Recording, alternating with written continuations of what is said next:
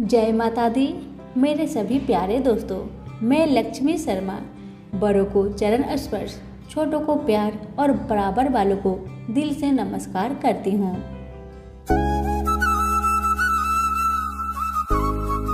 आज रविवार के दिन आप सभी सुनेंगे रविवार व्रत कथा। रविवार व्रत की पौराणिक कथा के अनुसार प्राचीन काल में एक बुढ़िया रहती थी। वह नियमित रूप से रविवार का व्रत करती। रविवार के दिन सूर्य उदय से पहले उठकर बुढ़िया स्नान आदि से निवृत्त होकर आंगन को गोबर से लिपकर स्वच्छ करती। उसके बाद सूर्य भगवान की पूजा करते हुए रविवार व्रत कथा सुनकर सूर्य भगवान का भोग लगाकर दिन में एक समय भोजन करती। सूर्य भगवान की अनुकंपा से बुढ़िया को किसी प्रकार की चिंता एवं कष्ट नहीं था। धीरे धीरे उसका घर धन धान्य से भर रहा था। उस बुढ़िया को सुखी होते देख उसकी पड़ोसन उससे जलने लगी। बुढ़िया ने कोई गाय नहीं पाल रखी थी, अतः वह अपनी पड़ोसन के आंगन में बंधी गाय का गोबर लाती थी।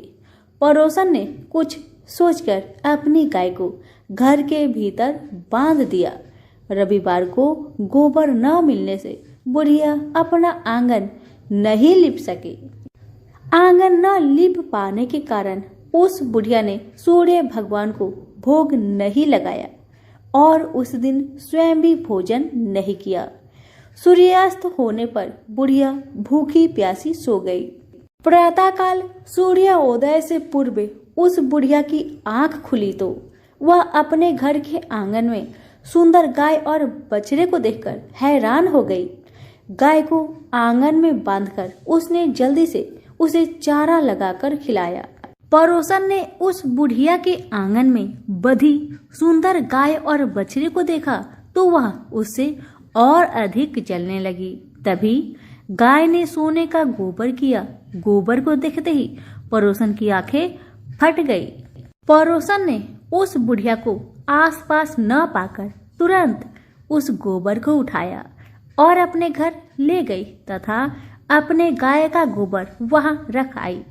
सोने के गोबर से पड़ोसन कुछ ही दिनों में धनवान हो गई। गाय प्रतिदिन सूर्योदय से पूर्व सोने का गोबर किया करती थी और बुढ़िया के उठने के पहले पड़ोसन उस गोबर को उठाकर ले जाती थी। बहुत दिनों तक बुढ़िया को सोने के गोबर के बारे में कुछ पता ही नहीं चला। बुढ़िया पहले की तरह हर रविवार को भगवान सूर्य देव का व्रत करती रही और कथा सुनती रही। लेकिन सूर्य भगवान को जब पड़ोसन की चालाकी का पता चला तो उन्होंने तेज आंधी चलाई।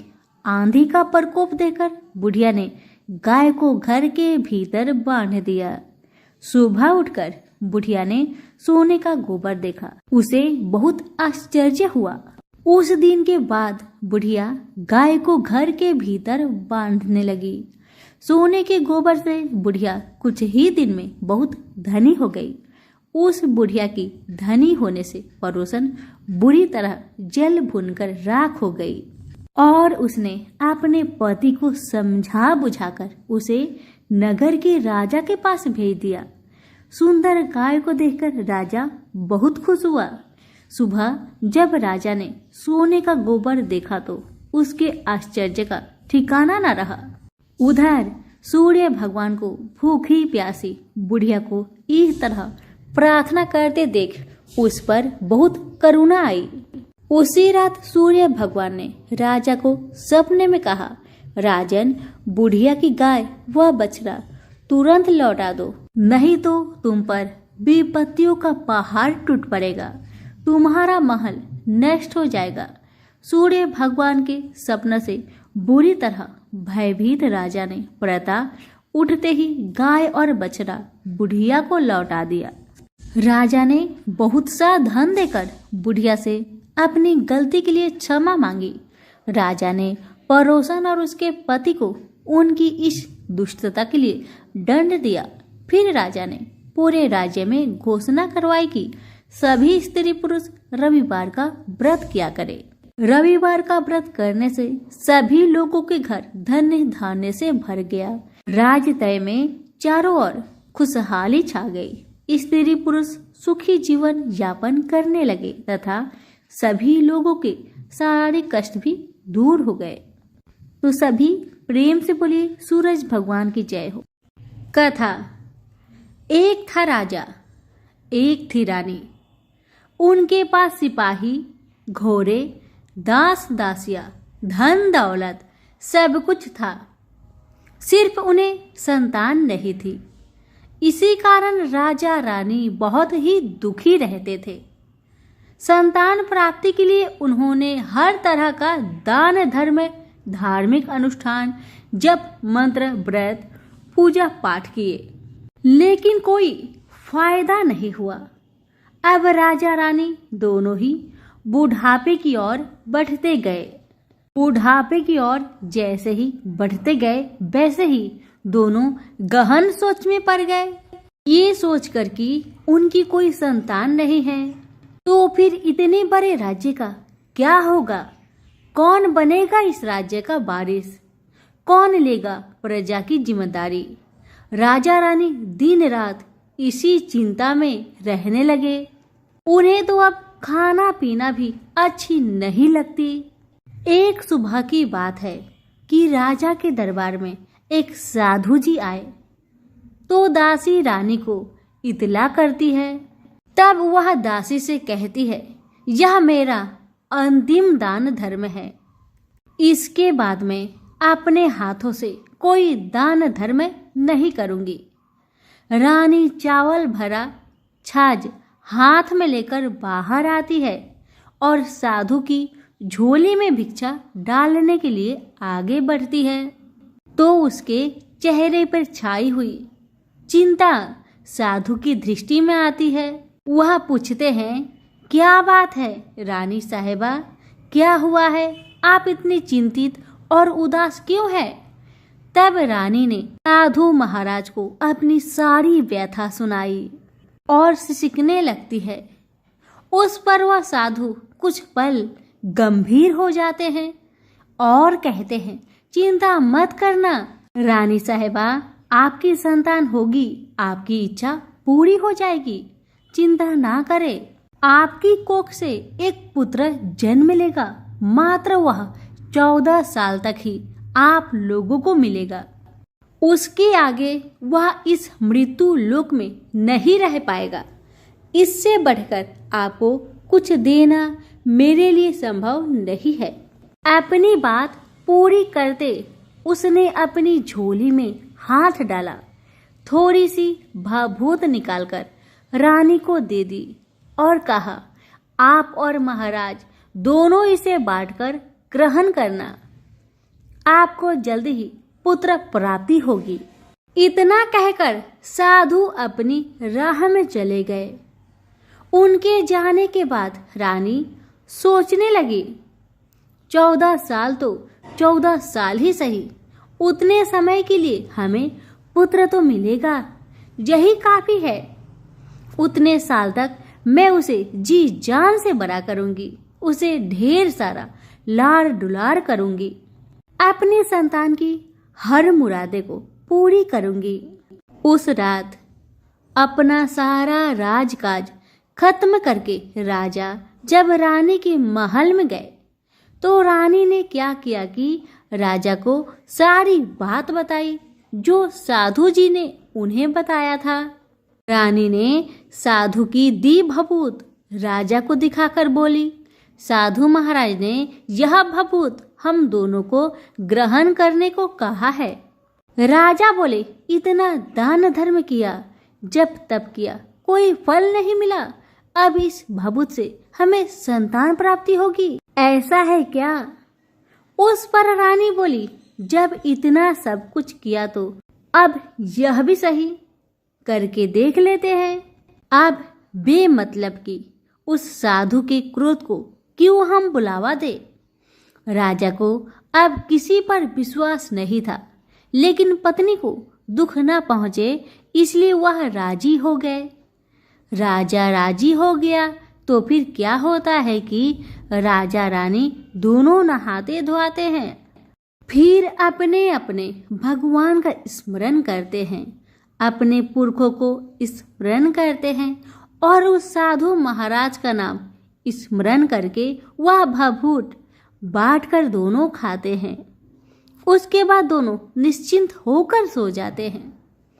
तो कुछ दिन गुजर जाते हैं और साधु द्वारा कहे अनुसार रानी गर्भवती हो जाती है। उस पर राजा रानी दोनों की खुशी का गमन नहीं समाती। राजा रानी से बोला, महारानी सचमुच साधु महाराज की कृपा हो गई। समय बीतते गया, 9 महीना पूरा हो गया तो रानी ने एक सुंदर गोरे पुत्र को जन्म दिया। राजा ने बड़ी धूमधाम से पुत्र का नामकरण किया। सारे राज्य में 8 दिन तक अन्य सतपर्ण रखा, उत्सव मनाया गया। अब पुत्र की कुंडली देखने के लिए राज्य के सबसे विद्वान पंडित जी को बुलाया। पंडित जी आते ही कुंडली देखकर बड़े चिंतित में पड़ गए और कहने लगे, महाराज हमारा राजपुत्र सिर्फ 14 साल तक हमारे पास रहेगा। राजा को इस बात की भनक थी ही, रानी को भी साधु महाराज की बात याद थी। दोनों पति पत्नी चुपचाप रहते हैं। उसके बाद राजा और रानी बड़े लाड़ प्यार से बेटे की परवरिश करते हैं, उसकी हर ख्वाहिश पूरी करते हैं। थोड़े समय के लिए ही सही भगवान ने संतान की अपनी मुरादें पूरी कर दी। इसे वे समाधान मानते थे। राजपुत्र दिन प्रतिदिन बड़ा होता है। जब वह 7 साल का हो जाता है तो राजा एक अच्छे गुरु की नियुक्ति करके उसे पढ़ाई लिखाई, राज्य शास्त्र, शास्त्र विद्या, घोड़सवारी इत्यादि 12 विद्याओं का शिक्षण देते हैं।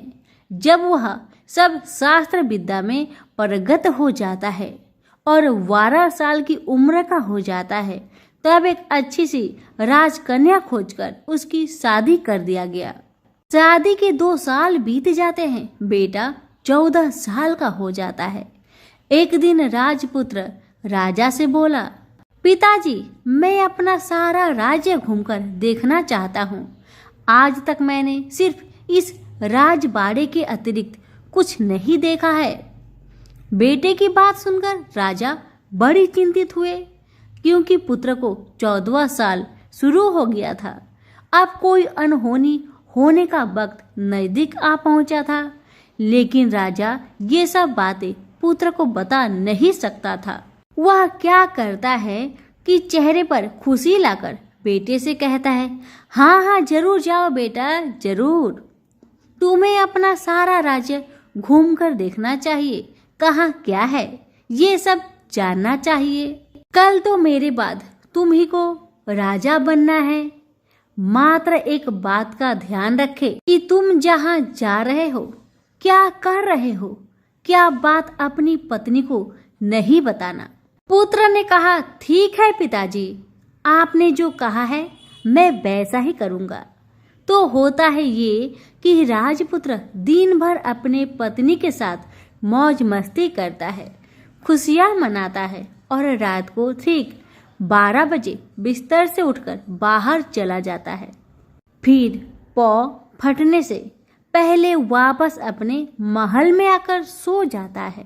ऐसे बहुत दिनों तक चलता रहा।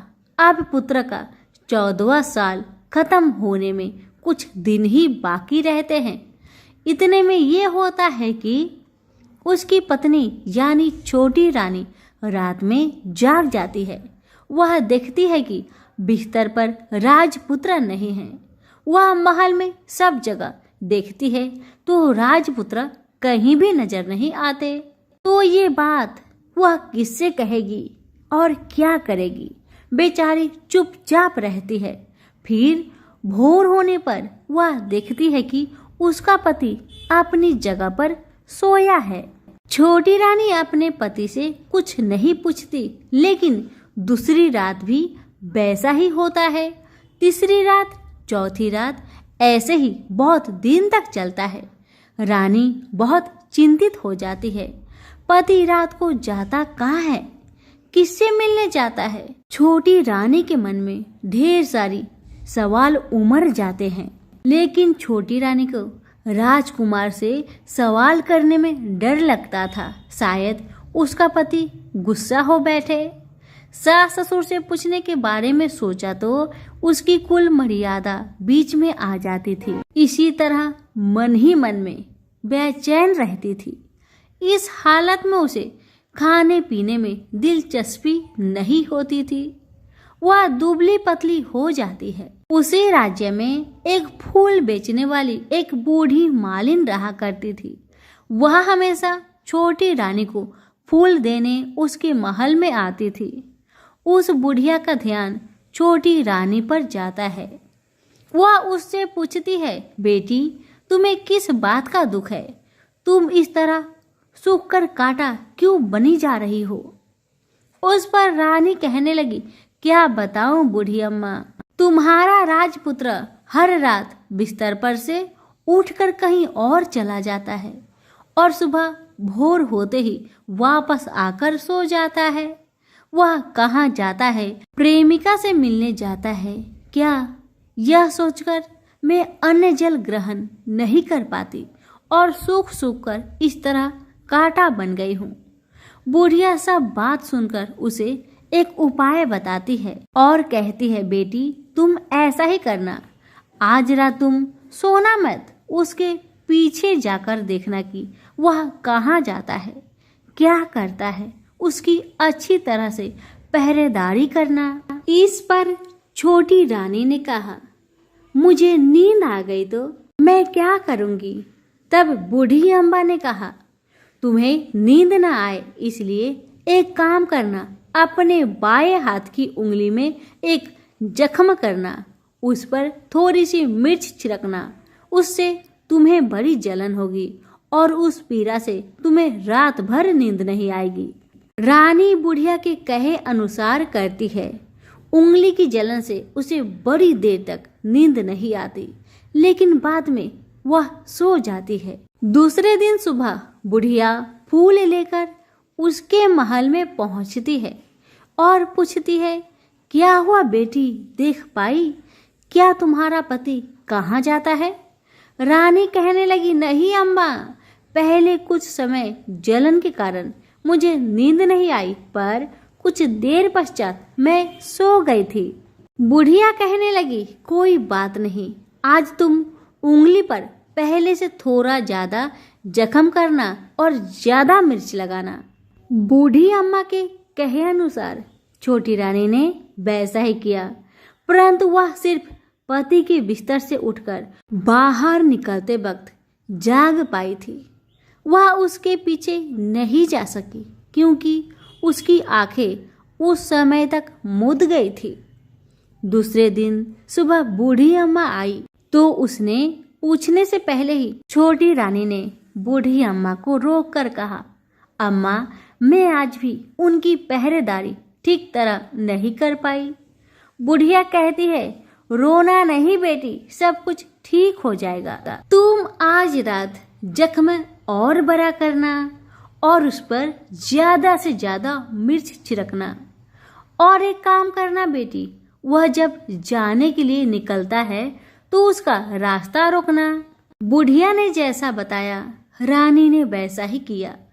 आज रात उसे नींद नहीं आती। अब जैसे ही रात के 12 बजे राजकुमार बिस्तर से उठकर जब महल से निकलने लगे तो बुढ़िया के कहे अनुसार रानी ने वैसा ही किया।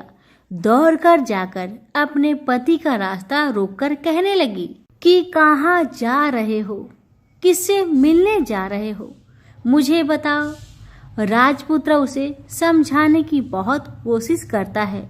देखो अगर मैंने तुम्हें वह बताया तो मैं तुम्हें दोबारा नहीं मिल पाऊंगा। पत्नी कहने लगी, कोई बात नहीं, ना मिल पाओ, लेकिन आप रात के समय कहाँ जाते हो ये मुझे पहले बताओ। अब राजपुत्र निरुपाय हो जाता है। पत्नी की जिद के आगे उसकी एक नहीं चल पाती। ठीक उसी समय उसका 14वां साल खत्म होकर 15वां साल लगने वाला था। जो होता है वह हो जाने दो, वह सोचता है। कुछ चावल मंत्रों से सिद्ध करके पत्नी को देकर कहता है, इन चावलों के दानों को दोनों हाथों की मुट्ठी में पकड़ना। पहले दाएं हाथ में पकड़े चावल मेरे ऊपर फेंकना। मैं कौन हूं तुम्हें पता चल जाएगा। बाद में बाएं हाथ में पकड़े चावल मेरे ऊपर फेंकना। मैं जैसा था तुम्हें मिल जाऊंगा। लेकिन यदि तुम बाएं हाथ के चावल मेरे ऊपर फेंकना भूल गई तो मैं तुम्हें कभी नहीं मिल पाऊंगा। राजकुमारी ने कहा, मैं नहीं भूलूंगी। रानी बड़े आत्मविश्वास के साथ कहकर दाएं हाथ में पकड़े चावल पति के ऊपर फेंक दिया तो राजपुत्र एकदम एक विशाल घोड़ा बन जाता है। एकदम उद्यमा सफेद गर्दन पर लंबी आयल देखते देखते वह तेजी से दौड़ने लगता है। रानी उस घोड़े को एकदम आश्चर्य से देखने लगती है और पति ने बाएं हाथ के चावल फेंकने की जो बात कही थी वह भूल जाती है। उसकी आंखों के सामने घोड़ा महल से बाहर निकलकर चला गया। घोड़ा जो महल से बाहर गया तो वह वापस नहीं आया। अब रानी को बड़ा पश्चाताप हुआ। वह स्वयं को कोसने लगी, लेकिन अब कोई फायदा नहीं होने वाला था। राजपुत्र अब वापस नहीं आने वाला था। सुबह होते ही महाराजा महारानी को सब बात पता चली। उन्हें बहुत दुख हुआ। वे बिस्तर पकड़ते हैं और राह देखते हैं कि एक दिन उनका बेटा वापस आ जाए। इस तरह 1 महीना गुजरा, 2 महीने गुजरे, 3 महीने गुजरे, आखिर 6 महीने पूरे हुए। राजपुत्र का कोई आता पता नहीं लगा। प्रधान राजपुत्र को ढूंढने के लिए राज्य के गांव-गांव सिपाही भेजा गया, लेकिन उन्हें कोई सफलता नहीं मिली। इधर रानी अपनी हठ के कारण पति गायब हो गया, यह सोचकर स्वयं को मन ही मन कोसती रही और प्रण लेती है कि कुछ भी करके पति को ढूंढ लाएगी और उसे वापस घर ले आएगी। एक दिन वह सुबह उठकर सास ससुर के महल में जाती है और कहती है कि मैं अपने पति की खोज में जा रही हूँ। महाराजा महारानी को और क्या चाहिए था, बस उनका बेटा उन्हें वापस मिल जाए। बहू को उन्होंने अनुमति दे दी और कहा कि बेटी तुम्हें जहाँ जाना है जाओ, जो करना है करो, पर मेरा बेटा को लेकर ही वापस आना। भगवान तुम्हें कामयाबी दे। अब रानी क्या करती है कि अपना शाही भेष बदलकर एक सेठानी बन जाती है। कुछ दास दासियों को, कुछ नौकरों को साथ में लिया, कुछ सामान साथ लिया और राज्य की सीमा पर जाकर वहां एक भोजनालय खोल दिया। वह आने वाले सब यात्रियों को खाना मुफ्त में देने लगी। मात्र एक शर्त रखी कि खाने वालों को उसकी देखी कोई अजीब चीज उसकी मालकिन को यानी राजकन्या को बतानी पड़ेगी। तो वहां आने वाला हर नागरिक अपनी तरफ से मैंने यह देखा, मैंने वह देखा कहकर वहां से मुफ्त खाना खाकर जाता था। परंतु रानी को जो बात चाहिए थी वह अब तक किसी से नहीं मिली थी। ऐसे ही कुछ दिन बीत गया तो इधर होता है कि रानी के महल फूल लेकर जाने वाली बुढ़िया के एक बेटा और बहू थे। उनका एक छोटा बेटा था, यानी बुढ़िया का एक पोता था। बेटा और बहू सुबह काम के लिए निकलते थे तो पोते को संभालने की जिम्मेदारियां बुढ़िया पर रहती थी। बुढ़िया दिन भर पोते को संभालती थी। एक दिन होता है कि बुढ़िया को पान खाने की आदत थी, तो पान खाने के लिए चूना चाहिए था। बुढ़िया उसे तैयार करने के लिए सीपियां लेकर आई। इन सीपियों भूनने के लिए गोबर के कंडे चाहिए थे।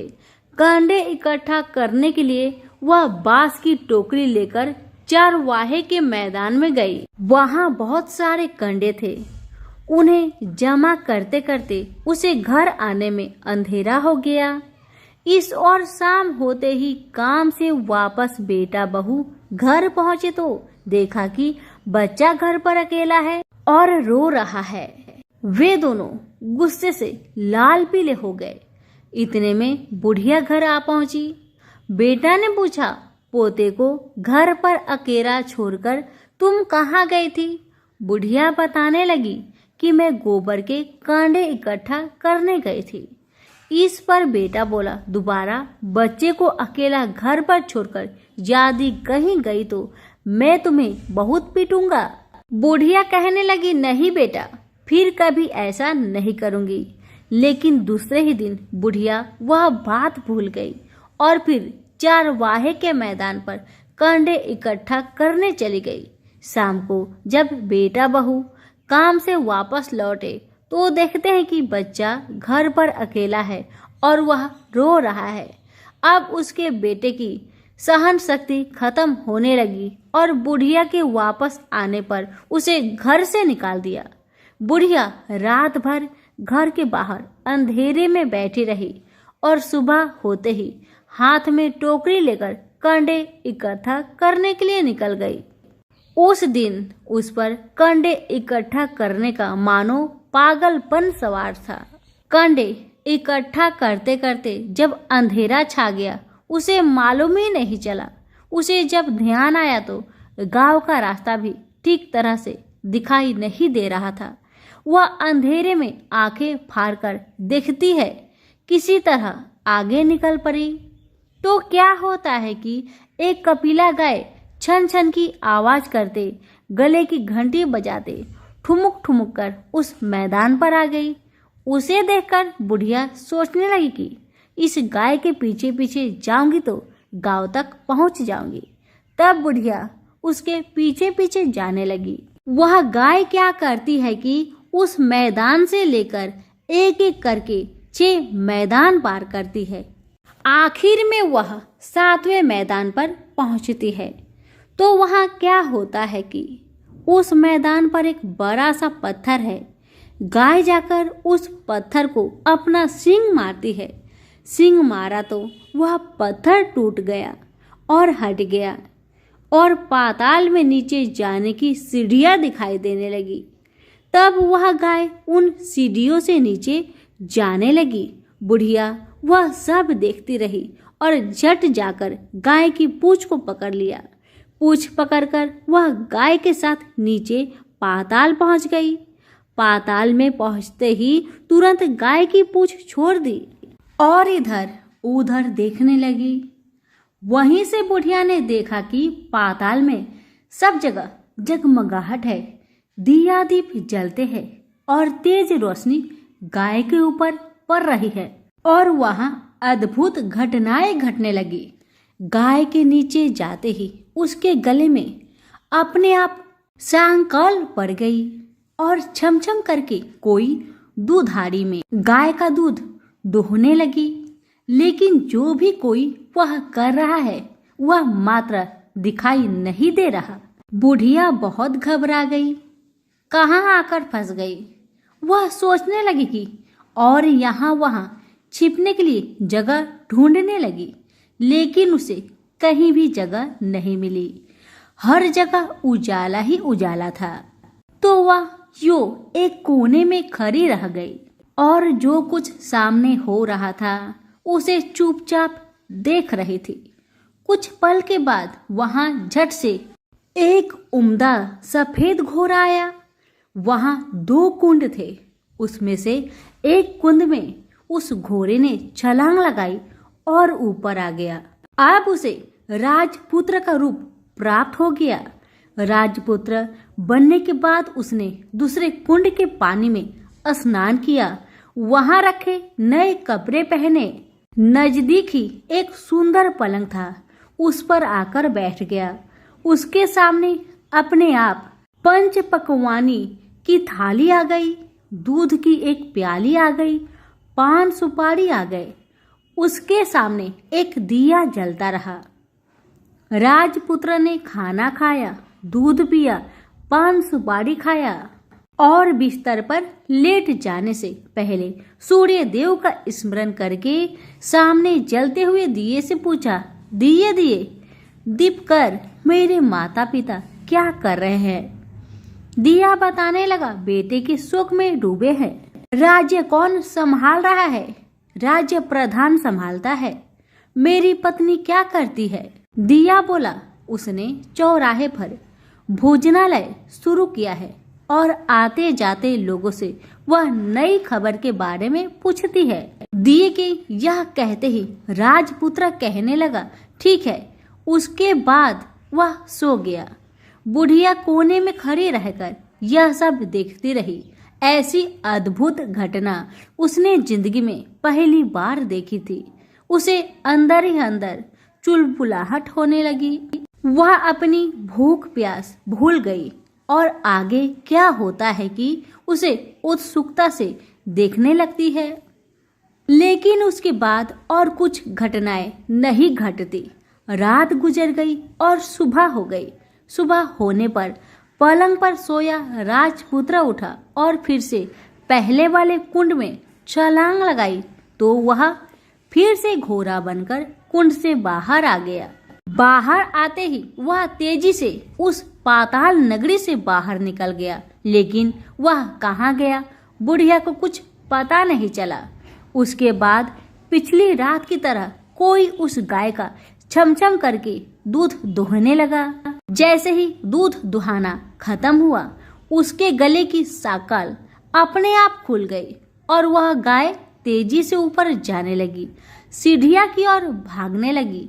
गाय को दौड़ते देखकर बुढ़िया सोचने लगी, अब गाय के साथ यहाँ से ऊपर जाना ही समझदारी है, नहीं तो कोई मुसीबत आकर मेरे ऊपर टपक जाएगी। झट से उसने गाय की पूंछ पकड़ ली और गाय के साथ ऊपर आ गई। गाय जब ऊपर मैदान में पहुंची तो उस सुरंग का रास्ता अपने आप बंद हो गया और उसके मुंह पर एक बड़ा सा पत्थर पूर्ववत खड़ा हो गया। ऊपर आकर वह गाय जंगल की ओर निकल गई तो इधर बुढ़िया एकदम बावली सी हो गई। उसने पाताल नगरी में जो कुछ देखा वह जल्दी से जल्दी किसी को बताने के लिए उतावली हो उठी। उसे एकदम याद आया है कि नगर की सीमा पर कोई औरत भोजनालय चलाती है और नई बात बताने वालों को अच्छा खाना पीना मुफ्त में देती है। वह सोचने लगी कि क्यों न मैं यह बात उस औरत को जाकर बताऊं। यदि उसे यह बात पसंद आ गई तो बाकी जीवन खाने पीने की झंझट से मुक्ति मिलेगी। बुढ़िया ने मन में तय किया और तुरंत उस भोजनालय के द्वार पर टंगे नगाड़े के सामने खड़ी हो गई और जोर जोर से नगाड़ा बजाना शुरू किया। नगाड़े का इस तरह शोर सुनकर मालकिन यानी छोटी रानी मन से प्रसन्न हो जाती है कि शायद कोई बड़ी बात लेकर यहाँ आया है। रानी सिपाहियों को आदेश देती है, जाइए और जो कोई आया है उसकी अच्छी खातिरदारी कीजिए। आदेश पाते ही सिपाही नीचे दौड़ गए तो एक बुढ़िया नगाड़ा बजा रही है। उन्होंने पूछा, क्यों रे बुढ़िया, क्या हुआ, क्यों नगाड़ा बजा रही हो? बुढ़िया बोली, कुछ नहीं बेटा, यहाँ खाना मिलता है ना, इसलिए आई हूँ। बुढ़िया ने सिपाहियों से बोला, खाना मिलेगा? सिपाही बोले, हाँ मिलेगा, लेकिन तुझे कोई नई बात बतानी पड़ेगी। बुढ़िया बोली, हाँ बताऊंगी, एक बात मालूम है मुझे। इस पर सिपाही उसे अंदर लेकर आए। उनको मालकिन का आदेश था कि जो कोई बूढ़ा बुजुर्ग वहां आए उनके साथ अच्छी तरह पेश आना, उनका अच्छा आदर आतिथ्य करना। तो सिपाही ने इस बुढ़िया का भरपूर आदर आतिथ्य किया। उसे बड़ी सी थाली भरकर व्यंजन परोसते हैं। बुढ़िया कुछ दिनों से भूखी थी, वह खाने पर टूट पड़ी। खाना खाने के बाद सिपाही ने उसे नई साड़ी पहनने को दी। उसके बाद उसे लेकर रानी के पास आए। बुढ़िया और रानी ने तुरंत एक दूसरे को पहचान लिया। बुढ़िया बोली, बेटा तुम हो? और रानी बोली, बुढ़िया अम्मा आप है? बड़ी देर तक दोनों भली भांति की बातें करती रही। आखिर कुरबनी बुढ़िया से कहने लगी, अम्मा अब बताओ तुमने क्या बात नई देखी है। बुढ़िया बोली, मैंने कोई नई बात देखी नहीं है, वह तो मेरे पास तुम्हें देने के लिए खाने के लिए पैसे नहीं थे, इसलिए मैंने झूठ कहा और नगारा बजाया। रानी ने कहा, अम्मा घबराना नहीं, मैं किसी को तुम्हारा नाम नहीं बताऊंगी। फिर भी बुढ़िया मैंने क्या देखा, कब देखा करके आनाकानी करने लगी। इस पर कुंवर रानी ने उससे कहा, देखो अम्मा, यदि तुमने मुझे वह नई बात बताई तो मैं जिंदगी भर तुम्हारी देखभाल करूंगी, तुम्हें रानी माता की तरह रखूंगी। अब बुढ़िया बताने को तैयार हो गई। उसने जो कुछ उस चर गवाहे वाले मैदान पर देखा था वह सब कुछ कुंवर रानी को बता दिया। बुढ़िया की वे बात सुनकर कुंवर रानी को यकीन हो गया कि वह राजपुत्र उसी का पति है। वह तुरंत बुढ़िया से कहने लगी, अम्मा मुझे उस जगह पर ले चलो। तब बुढ़िया बोली, नहीं बेटी, वह पाताल राज्य है, साफ है, यदि किसी ने तुम्हें देख लिया तो तुम्हारी जान खतरे में पड़ सकती है। लेकिन रानी उसकी एक भी नहीं सुनती, उसे उस जगह ले जाने के लिए हठ करने लगी। आखिर में बुढ़िया ने उसका कहना मान लिया और कहने लगी, ठीक है, मैं तुम्हें वहां लेकर चलती हूँ, पर आज नहीं, कल वहां जाना है तो शाम को ही जाना होगा। तो दूसरे दिन दोपहर को रानी बुढ़िया के साथ उस मैदान पर गई और एक जगह छुपकर गाय की आने की राह देखने लगी। दिन ढलते ही अंधेरा घेरने लगा है और गाय हमेशा की तरह वहां आ गई। मैदान के उस कोने में जाकर उसने पत्थर पर सींग मारा तो झट से पत्थर हटकर वहां सुरंग में जाने का रास्ता खुल गया। गाय उस रास्ते से नीचे उतरने लगी तो बुढ़िया रानी से कहने लगी, जल्दी आगे बढ़ो बिटिया, हम गाय की पूंछ पकड़कर नीचे उतरेंगे। तो दोनों गाय की पूंछ पकड़कर नीचे उतर गई। बुढ़िया पहले जिस कोने में छिपी हुई थी उसी कोने में छिप गई। अब नीचे सब कुछ पहले जैसा घटित हो रहा था। गाय के गले में अपने आप साकल पड़ गई। कोई अदृश्य रूप से उसका दूध दोहने लगा। एक सफेद उद्मा घोड़ा ने आकर एक कुंड में छलांग लगाई तो राजपुत्र के रूप में ऊपर आया। वह राजपुत्र दूसरे कुंड में नहाने लगा। बाद में उसके सामने खाने की थाली आ गई, दूध की प्याली आ गई, पान बीड़ा आ गई। राजपुत्र सब ग्रहण करके सोने के लिए पलंग पर गया तो सोने से पहले सूर्य देव का स्मरण करके दिए से पूछने लगा, दिए दिए दीपंकर, मेरे माता पिता क्या कर रहे हैं?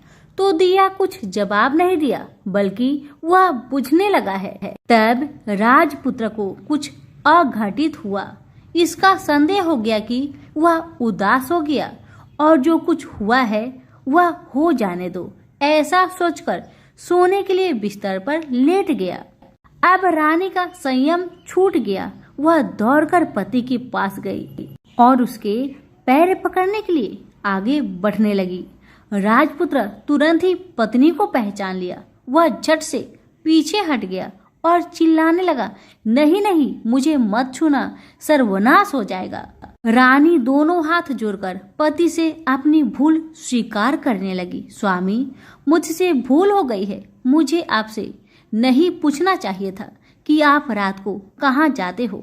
मैं अपनी भूल स्वीकार करती हूँ। मुझे मेरी भूल की सजा मिल गई है। अब आप घर चले। आपके वियोग में आपके माता पिता ने बिस्तर पकड़ लिया है। आपकी प्रजा भी बहुत दुखी है। उस पर राजपुत्र कहने लगा, वही तो, एक बार तुम गलती कर बैठी हो, अब दोबारा मत करना, नहीं तो अब मैं तुम्हें जो दिख रहा हूँ वह भी नहीं दिखूंगा। रानी अब विलाप करने लगी, जोर जोर से जमीन पर सिर पटकने लगी। राजपुत्र के मन में उसके प्रति दया उत्पन्न हो गई। वह उससे कहने लगा, यदि तुम मुझे पाना चाहती हो तो तुम्हें एक काम करना होगा। काम कठिन है, लेकिन वह तुम्हें अकेले करना होगा। कहो स्वामी, आप क्या कहते हैं? कितना भी कठिन काम हो मैं पूर्ण करूंगी, रानी कहती है। इस पर राजपुत्र ने उसे बताया, इस पाताल से ऊपर जाते ही तुम्हें एक घना जंगल नजर आएगा। ऐसे 6 जंगल पार करने के पश्चात 7वां जंगल मिलेगा। वह जंगल सबसे घना है। उस जंगल में बीचों बीच एक पीपल का पेड़ है। उसके आसपास की जगह पत्ते, फंदे, जटाएं, कांटे इत्यादि से ढक चुकी है। वहां बाघ, शेर, भालू, सांप सभी धमा चौकड़ी बैठी है। तुम्हें उन सबको भगाकर वह जगह साफ करनी है। उसकी गोबर से लिताई करके पवित्र बनाना है, रंगोली से सजाना है। उसके बाद वहां धूप, कपूर, अगरबत्ती जलानी है। फूल कुमकुम से पेड़ की तने की पूजा करनी है। दूध दही से बने चावल का भोग चढ़ाना है। यह सब तुम्हें दोपहर के 12 बजने के पहले करना होगा। 12 बजने के समय तुम्हें उस जगह पर बैठकर सूर्य भगवान का ध्यान करना होगा। ठीक 12 बजे सूर्य भगवान का रथ वहां उतरेगा। वे वह सब देखकर खुश हो जाएंगे और कहेंगे, जिस किसी ने यह सब किया है उसे मैं मनचाहा फल दूंगा। तो तुम सामने जाकर उसके रथ का दाहिना घोड़ा मांगना, मैं तुम्हें मिल जाऊंगा। इतना बात कहकर राजपुत्र अपने पलंग पर सो गया और छोटी रानी भोर होने की राह देखने लगी। भोर होते ही वह बुढ़िया के साथ गाय की पूंछ पकड़कर ऊपर आ गई। ऊपर आने के बाद वह बुढ़िया से कहने लगी, अम्मा, अब मैं अकेले ही आगे जाऊंगी, तुम भोजनालय वापस जाओ। वह जंगल में जाकर राजपुत्र की बताई जगह ढूंढने लगी और स्वयं आरी से वह जगह साफ कर दी। बाद में राजपुत्र ने जैसे बताया वैसी लिपाई पोताई करके वापस आ गई। दूसरे दिन पौ फटने से पहले ही और जंगल में उस जगह पहुंची। वहां जाकर इत्र गुलाब का पानी छिड़ककर वह जगह सुगंधित की। धूप अगरबत्ती जलाकर उसे पवित्र किया और पूजा की। सब सामग्री वहां तैयार रखकर सूर्य भगवान का ध्यान करने बैठ गई, जैसे कि पति ने बताया था। दोपहर को ठीक 12 बजे सूर्य भगवान का रथ उस पीपल के पेड़ पर आकर रुका है। सूर्य भगवान ने जब रथ से नीचे देखा तो सुगंधित वातावरण देखकर बहुत खुश हुए और फिर बोले, जिस किसी ने यह काम किया है वह यहाँ आकर मुझसे कुछ भी मांगे, मैं उसे दूंगा। रानी ने जब ये शब्द सुना तो बिना समय गवाए दौड़कर उनके सामने आ गई और उनको साष्टांग नमस्कार करके बोली, भगवान, वह मैं ही हूँ, मैंने यह जगह साफ की है। भगवान बोले, अच्छा, तो तुम्हें जो चाहिए वह मुझसे मांगो। तो छोटी रानी बोली, भगवान, मुझे आपके रथ का दाहिना घोड़ा चाहिए। सूर्य भगवान बोले, नहीं नहीं, मैं तुम्हें और कुछ भी दे सकता हूँ, लेकिन यह घोड़ा नहीं दे सकता। मेरे रथ के 12 घोड़े हैं, तुम चाहो तो कोई और घोड़ा ले लो, लेकिन दाहिना घोड़ा नहीं, वह मैं तुम्हें नहीं दे सकता। छोटी रानी ने एक नहीं सुनी। वह सूर्य देव से एक ही बात कह रही थी, वही दाहिना घोड़ा दे दीजिए, नहीं तो मैं आपके पैरों में गिरकर अपनी जान दे दूंगी।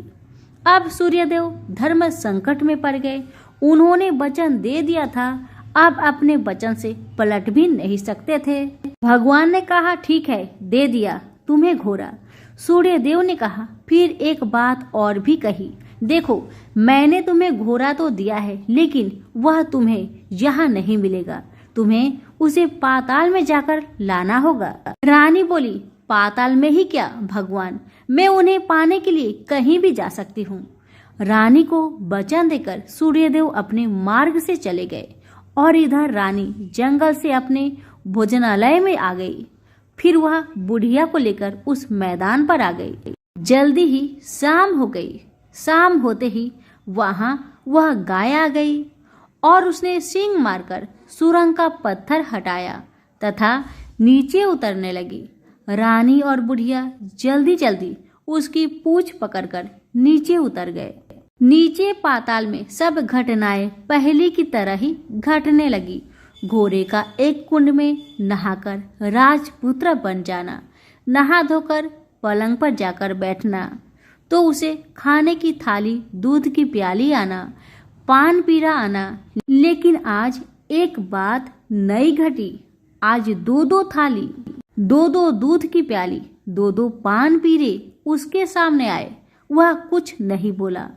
अपने हिस्से की थाली खाकर, दूध पीकर और पान पीरा चबाकर वह सोने चला गया और हमेशा की तरह दिए से पूछने लगा, दिए दिए दीपंकर, मेरे माता पिता कैसे हैं? दिया बताने लगा, वे दोनों तुम्हारे शोक में मरने की स्थिति में पहुंच गए हैं। राजकुमार ने कहा, ऐसा?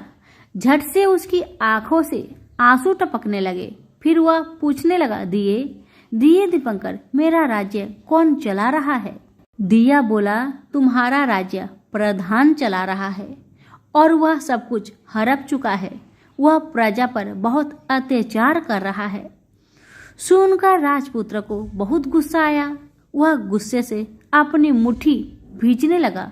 अब वह पूछने लगा, दिए दिए दीपंकर, मेरी पत्नी क्या कर रही है? अब दिया कुछ नहीं बोला, चुपचाप रहा। अब रानी का संयम जवाब दे गया। वह दौड़कर पति के गले लग गई। अब मैं तुम्हें मिल गया, राजपुत्र कहने लगा। सच कहते हो, अब आप फिर से घोड़ा तो नहीं बनोगे ना? पत्नी ने कहा। पति ने कहा, नहीं, दोबारा घोड़ा नहीं बनूंगा मैं। तुमने जो इतने सारे कष्ट उठाए हैं मुझे पाने के लिए, इसलिए सूर्य देव ने मुझे सदा के लिए घोड़े के जन्म से मुक्त कर दिया है। राजपुत्र ने बड़े प्यार से कहा और उसे गले लगाया। उसके आंसू पोंछे।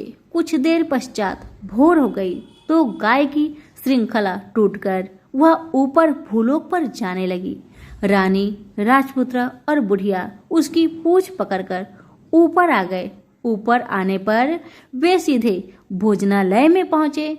वहां का सब सामान लोगों में बांट दिया और उसको ताला लगाकर अपने राज्य में लौट गए। राजपुत्र वापस आता और उसके तेवर देखकर प्रधान घबरा गया। राजपुत्र ने उसे बंदी बनाकर कैद खाने में डाल दिया और राज्य की बागडोर अपने हाथ में ले ली। उसके बाद वह अपने माता पिता को मिलने उनके महल में गया। तब राजपुत्र क्या देखता है कि उसके माता पिता उसके शोक में सी पंजर बने हुए हैं। पुत्र को वापस आया देखकर मरणासन राजा रानी की आंखों से टप टप आंसू बहने लगे। इन दोनों ने पुत्र को गले लगाया, उसे प्यार से सहलाया। इतना होने के बाद उनके सेहत में एकदम सुधार आने लगा। वे अब बिस्तर से उठकर बैठ गए। पुत्र को आशीष देने लगे। राजपुत्र के आने की खबर तुरंत राज्य भर में फैल गई। प्रजा खुशी से फूली नहीं समाई। प्रजाजन राजमहल के सामने इकट्ठे हो गए। राजपुत्र ने भी उन्हें दर्शन दिए और आज से उन्हें कोई दुख नहीं पहुंचाएगा, ऐसा वचन भी दिया। अब राजा अपने पुत्र का राज्य अभिषेक करके उसे सिंहासन पर बैठाता है और बहू को महारानी का दर्जा देता है और स्वयं अपनी पत्नी के साथ ईश्वर स्मरण करते हुए खुशी से दिन बिताता है। महाराज बना राजपुत्र अच्छी तरह से राज्य चलाने लगा और अपनी पत्नी के साथ सुख शांति से जीवन बिताने लगा। उस बुढ़िया को रानी ने अपने ही पास रख लिया। उसकी अच्छी तरह से देखभाल करने लगी। बुढ़िया और उसके बुढ़ापे के दिन खुशी से गुजरने लगे। तो प्रेम से बोलिए, सूर्य भगवान की जय हो। कथा अच्छी लगे तो लाइक शेयर जरूर करें। धन्यवाद।